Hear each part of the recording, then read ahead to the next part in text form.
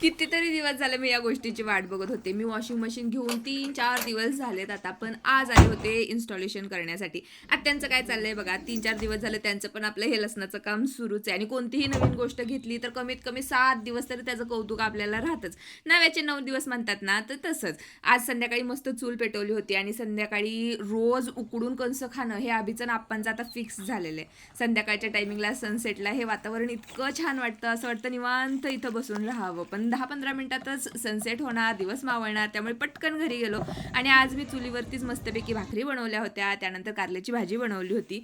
जेवण पण आम्ही पटकन करून घेतलं, कारण मला मम्मीच्या घरी जायचं होतं. तिथे माझे 2-3 पार्सल येऊन पडले होते, ते घेऊन यायचे होते. आता हे पार्सल घरी आणलेत म्हटल्यावरती उघडून तर बघायलाच हवे.